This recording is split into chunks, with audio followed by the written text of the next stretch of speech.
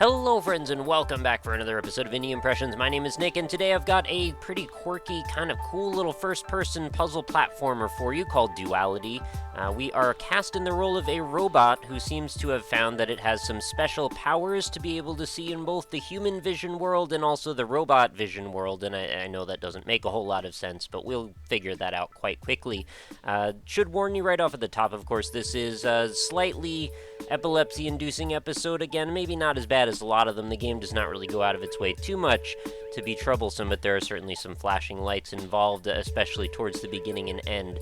I did play through this one. It's a very short game, and I meant to just get a quick audio level, ended up just seeing quite how hard the puzzles were going to be, and then by the time I realized what was going on, it was already over. So you can expect something like around a 10-minute or so jaunt through this one at most. So let's look at the options and credits real quick. There's our credits. You can see who is responsible for Duality, and our options menu. Surprisingly comprehensive, actually, more so than I expected, but I think a lot of these are default Unity options. I should mention, of course, this is totally free, so if you're into it, feel free to go grab it.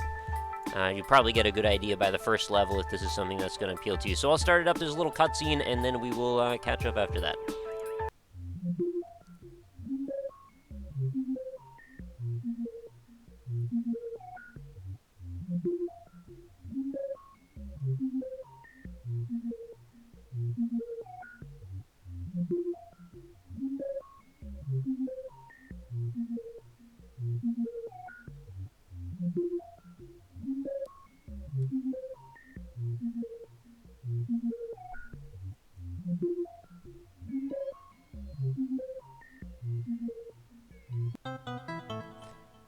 A robot may not injure a human being or, through inaction, allow a human being to come to harm. That's the first law of robotics, of course. So, that was our cutscene. Remarkably obtuse, I suppose, but it also does kind of set the stage for a rather glitchy, kind of homespun feel to the art style of this game, and I think that's entirely an appropriate assessment of it. So what we find here is we have a big old cylindrical pit with what looks like a Mario pipe sticking out of the wall way up in the air. And, well, we have to figure out how we're going to get up there. It's not all that complicated, to be perfectly honest, but at first, you don't actually realize it. But if you click with your left mouse button, you can switch over to robot vision, and it makes things all wireframey, which is going to be exactly how we manipulate the environment. So as you can see here, in regular vision, we've got our stairs that seem to abruptly end right about at this point right here. As long as we switch over with a little bit of a jump, things are just fine. We can make our way up and out. It's an interesting premise, I suppose. I've seen this done in a few different ways before, but this is certainly where it gets its namesake, or naming scheme, rather, being called Duality. We've got these two different competing realities, and both of them are going to lead us to our salvation, I suppose, getting out of this pit anyway. So we got to be careful, because eventually we're going to reach a certain point going up these stairs where there are no longer things under us in the conventional, tangible world. And if we switch back from this vision, or the robot vision, back to human world vision, things are going to make us fall. So we'd prefer maybe just make it right up and out of here in the very first try. Let's see if we can make this leap just far enough to make it. So we are up and in, and switch back to human world. And I like that little transition, that little swap that it does where things glitch for just a second. And also, if you're wondering, like, the art style of this seems kind of conventionally, or intentionally rather, low res, and I think that's kind of cool. A robot must obey the orders given to it by human beings, except where such orders would conflict with the first law. That's the second law. That typography, that font is a little bit awkward to read at times, I feel, but, this kind of little chunky maybe for my taste. So we find ourselves in some sort of a train yard here with some very blocky looking blocks. Sort of reminds me a little bit of the way the graphics looked on like PSP games back in the day. So they seem to have very intentionally walled off certain paths. I'm sort of reveling in this crazy salmon color scheme that we seem to be inside of here, with a very vivid red, orange kind of thing going on the seams. So where are we to make our way forward to? I'm not actually 100% clear on that. Let's see if maybe, right through here. I was going to switch back to robot vision and take a look. I've actually found a way to get through this level much, much faster than was intended. The developer actually seemed to have left a few textures off on the bottoms of the trains, And if you jump down there, oh, this is weird. The train tracks just end and they just sort of extend off into nowhere land. So I'd like to figure out where's the proper way to go. And then if I can, I'll show you how to cheese the level too. Looks like all of the trains seem to terminate in the same way. Well, this is certainly strange. I'm starting to wonder if maybe there isn't actually a conventional way to beat this level. I was expecting there to be some sort of a way across. Oh, right. Robot vision would explain that for us. So I guess what we're supposed to do then is swap back and forth between the multiple train cars, eventually leading us over here to this train car.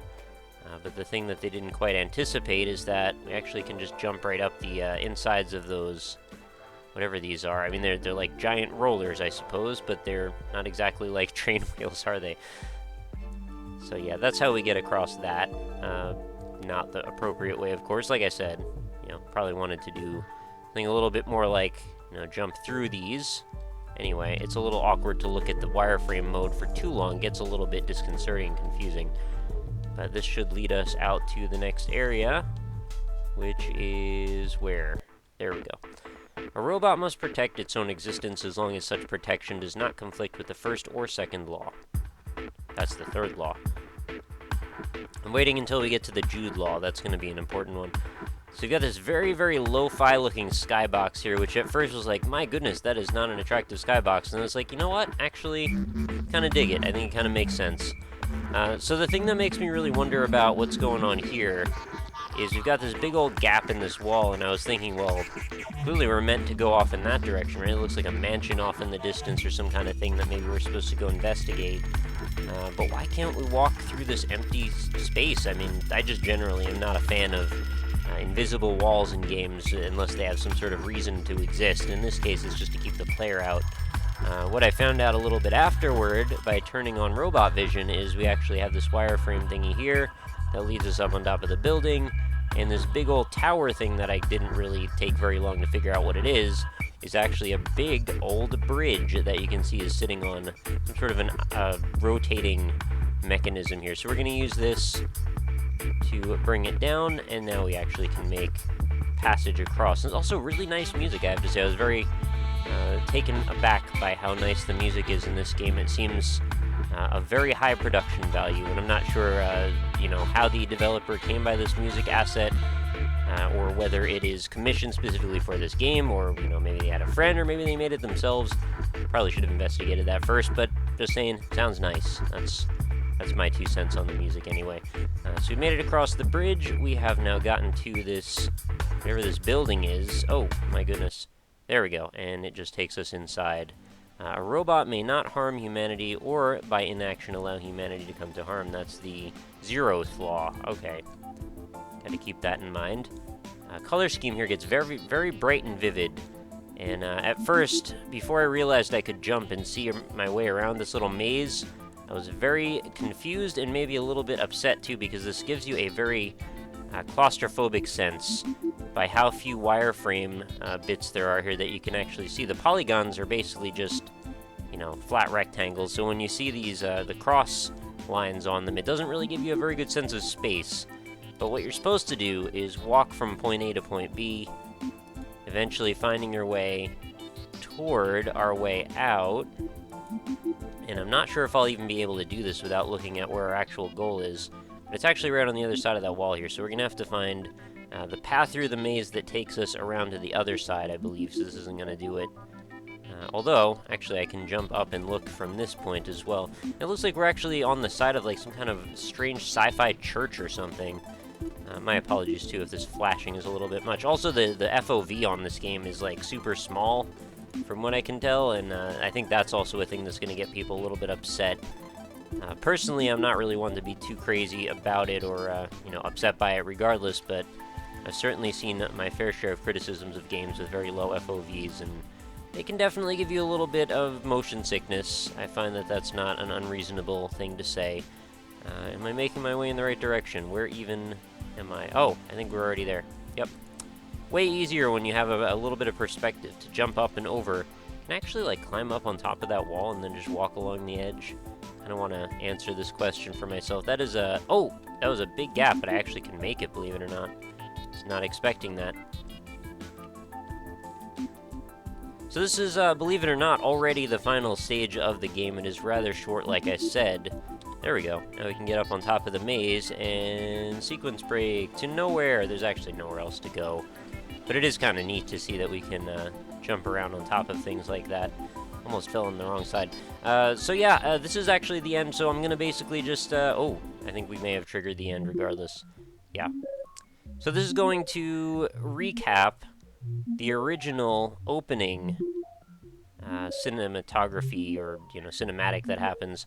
And it kind of is giving us this little bit of perspective here that we didn't have at the first point. And I think what's going on here is we get our memory formatted, and then we're actually cast back into that pit of scraps where we started the game, and the process begins anew. So it's got one of those, like, sort of a twist ending built into it, which is kind of impressive considering there's not a whole lot of narrative here to see. But the, you know, the doodly kind of art aspects to it, and as well as the kind of homespun feeling to all the levels, the way things are put together, I feel like it's actually a nice collision of different ideas, and I kind of enjoyed the way Duality worked. I wish it was a bit longer, but it does make me want to check out more works by this developer, and maybe there could be more to Duality in the long term. So it's actually just finishing up now. It says load level 1, and then things start over again. So, you know, as you can see, things come full circle once more. So that's going to be another day. That's Duality. If you guys don't want to go check it out, totally free. Link's going to be in the description. I think we've pretty much covered just about everything there is to see in the game, but of course this is always the type of thing that maybe you might want to bring a friend and go through the game together, have a discussion about it or something like that, and I always do welcome that discussion right here in our own comments as well. So if you'd like to chime in, let me know what you think about this, you know, having the duality of our two vision modes and where that puts us as far as a puzzle game. I feel like I've seen this concept done before, but I'm not exactly sure where, so if you want to chime in with any ideas on that as well, just so I can sort of alleviate that little bit of tension that seems to be building in my mind. And if you were wondering what happens, by the way, that's what happens. Also, wait a minute, did I just notice, are these all kind of vaguely outlined cyborg bodies laying in the scrap heap? I kind of want to get up to the top and then maybe look down.